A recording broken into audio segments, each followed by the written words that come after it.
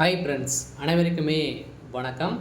இந்த வீடியோவில் நம்ம எதை பற்றி பார்க்க போகிறோம் அப்படின்னா, இந்த விவசாய கடனுக்காக பார்த்தீங்கன்னா, இப்போ அதிரடியாக தமிழகத்தில் ரூபாய் 2,00,000 கோடி பார்த்தீங்கன்னா தள்ளுபடி விவசாய கடனை தள்ளுபடி செய்ய போவதாக ஒரு அஃபிஷியலாகவே தகவல் வெளியாக இருக்குது. இந்த நிலையெல்லாம் பார்த்தீங்கன்னா விவசாயிகளுக்கு அனைவருக்குமே ஒரு மிக மிக ஒரு மகிழ்ச்சிகரமான ஒரு செய்தியாக பார்த்தீங்கன்னா வெளியே இருக்குது. சில அனைவருக்குமே ஒரு முக்கிய அறிவிப்பாக இருக்க போகுது. சில பார்த்தீங்கன்னா தமிழகத்தில் விவசாயிகள் அதே மாதிரி பார்த்தீங்கன்னா கடனை ஆழ்த்தி அனைவருமே கட்ட முடியாத நிலைக்கு உருவாகி இருக்கு இல்லையா. பயிர்க்கடன் வாங்கி நிறைய பேர் வங்கியின் மூலமாக வாங்கி பார்த்தீங்கன்னா நிறைய பேர் சொத்துக்களை இழந்தக்கூடிய நிலை உருவாகிருக்கு. இந்த நிலையை தான் இப்போ பார்த்தீங்கன்னா தமிழகத்தில் கடனில் ரூபாய் 2,00,000 கோடி மத்திய அரசு தள்ளுபடி செய்ய வேண்டும் என அப்பாவுக்கு பார்த்தீங்கன்னா அதிரடி அப்பாசாமி அவர்கள் பார்த்தீங்கன்னா இப்போ மத்திய அரசுக்கு பார்த்தீங்கன்னா இப்போ இந்த கடிதம் கொடுத்துருக்காரு. இந்த நிலையில் தான் இந்த தமிழகத்தில் நிறைய தொழிலதிபர்கள் அதே மாதிரி பார்த்தீங்கன்னா விவசாயிகள் நிறைய விதமான கடன்களை பார்த்தீங்கன்னா தள்ளுபடி இது வரைக்குமே ஓரளவே 2,00,000 கோடிக்கு மேலே நீங்கள் தள்ளுபடி செய்ய வேண்டும் அப்படின்றத தான் இப்போ பார்த்தீங்கன்னா நேரில் சென்று இப்போ ஒரு கடிதம் கொடுத்துருக்காரு. இதன் சார்பில் நடைபெற்ற பாராட்டு விழாவில் தமிழக சட்டப்பேரவைத் தலைவர் அப்பாவுக்கு உள்ளே கலந்து கொண்டு பேசியிருந்த நிலையில் தான் பார்த்தீங்கன்னா நெல்லை புதை தமிழ் சங்க சார்பில் நடைபெற்ற பாராட்டு விழாவில் தான் இது இந்த தகவல் வெளியாக இருக்குது. இந்த தகவலின் அடிப்படையில் தொழிலதிபர்களுக்கு ரூபாய் 16,00,000 கோடி பார்த்தீங்கன்னா கடனை தள்ளுபடி செய்துள்ளது. அதே மாதிரி விவசாய கடனும் தமிழகத்தில் நீங்கள் தள்ளுபடி செய்ய வேண்டும் அப்படின்றத தான் இப்போ பார்த்தீங்கன்னா கொடுத்துருக்கக்கூடிய நிலையில் விவசாயிகளுக்கு தள்ளுபடி அறிவிப்பு இன்னும் பார்த்தீங்கன்னா மே இறுதிக்குள்ளே வரலாம் அப்படின்ற மாதிரி அனைவருக்குமே ஒரு மகிழ்ச்சிகரமான ஒரு தகவலை தான் பார்த்தீங்கன்னா வெளியே இருக்குது. ஏற்கனவே தமிழகத்தின் கடனில் ரூபாய் 2,00,000 கோடியை தள்ளுபடி செய்ய வேண்டும் என்று தமிழக சட்டப்பேரவை தலைவர் அப்பாவுக்கு கூறியுள்ள நிலையில் உலக நாடுகள் முழுவதுமே 182 இடங்களில் திருவள்ளுவர் சிலைகளை அமைத்து தமிழ்நாடு மொழிக்கு தொண்டாற்றி வரும் சிபிஐ உலக சங்க தலைவர் விசி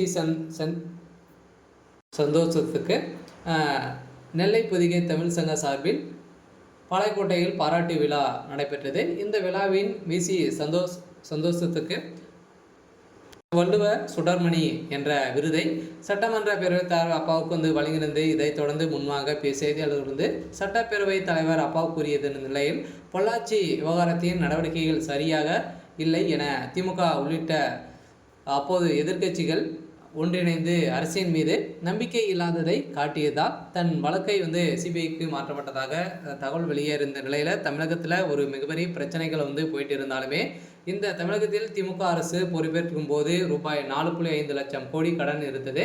கடன் வாங்குவவர்களுக்கு மத்திய அரசு விதித்துள்ள விதியின் பிரகாரம் தான் தமிழக அரசு கடன் வழங்குகிறது. கடன் வங்கி உள்ள கடமையை அரசு வலுப்படுத்தி இருக்கிறது. இருந்தாலுமே பல்வேறு நலத்திட்டங்களை செயல்படுத்தி தமிழகத்தில் புதிய தொழில் தொடங்குவதால் இந்தியாவிலேயே மாற்ற மாநிலமாக விட தமிழகம் 9.69% வளர்ச்சி அடைந்துள்ளதாக நிதி ஆயோக் கூறியுள்ளது. இருந்தாலுமே கடந்த 4 ஆண்டுகளில் பல்வேறு புதிய திட்டங்கள் தொடங்கியுள்ளது. இருந்தாலுமே பல லட்சம் பேருக்கு வேலைவாய்ப்பும் கிடைத்திருந்தாலுமே இந்த தமிழகத்தில் விவசாய கடனை தள்ளுபடி செய்யாதது ஒரு மிகப்பெரிய கேள்விக்குறியாகவே இருந்திருக்கு. இந்த நிலையில் சட்டப்பேரவை அப்பாவுக்கு பார்த்தீங்கன்னா இப்போ அதிரடியாக இப்போ தமிழகத்தில் 2,00,000 கோடிக்கு மேலே பார்த்தீங்கன்னா விவசாய கடன் அதே மாதிரி நகைக்கடனெல்லாம் 2027 தேர்தலில் இது மத்திய அரசு இதுக்கு தமிழக அரசுக்கு கொடுக்கணும் அப்படின்ற மாதிரி இப்போ பரிந்துரை செய்து உள்ளதாக இப்போ தகவல் வெளியே இருக்கக்கூடிய நிலையை தான் இப்போ பார்த்தீங்கன்னா ஒரு விவசாயிகளுக்கு அனைவருக்குமே ஒரு மகிழ்ச்சிகரமான ஒரு தகவல் வெளியாக இருக்குது. பார்த்தீங்கன்னா நீங்கள் அனைவருமே நகை கடன் அதே மாதிரி விவசாய கடன்லாம் வாங்கியிருப்பீங்க அப்படின்னா வருகின்ற சட்டமன்ற தேர்தலில் 2026 பார்த்தீங்கன்னா நிறைய அறிவிப்புகள்லாம் வரப்போகுது. இதுக்கு மேலே பார்த்தீங்கன்னா அதுக்கு முன்னாடியும் நிறைய மத்திய அரசு நிறைய மாநிலங்களும் பார்த்தீங்கன்னா நிறைய கடன்களாம் தள்ளுபடி செய்திருக்கு. இருந்தாலுமே தமிழகத்தில் மட்டுமே எந்த ஒரு கடனும் தள்ளுபடி செய்யாமல் இருக்கக்கூடிய நிலையில் இப்போ வந்திருக்கக்கூடிய அறிவிப்பின் பிரகாரம் பார்த்தீங்கன்னா தமிழகத்தில் 2,00,000 கோடிக்கு மேலே பார்த்தீங்கன்னா தள்ளுபடி விவசாய கடனை தள்ளுபடி செய்து உள்ளதாக தகவல் வெளியாக இருக்குது. பார்த்தீங்கன்னா கட்டாயம் இதுக்கு தகுந்த அனைத்து ஆதாரங்களும் லிஸ்ட்டுகளும் பார்த்தீங்கன்னா இன்னும் 1 மந்த்துக்குள்ளே வரப்போகுது. சில தகுதியானவர்கள் அனைவருமே இதில் தேர்வு செய்ய போகிறாங்க.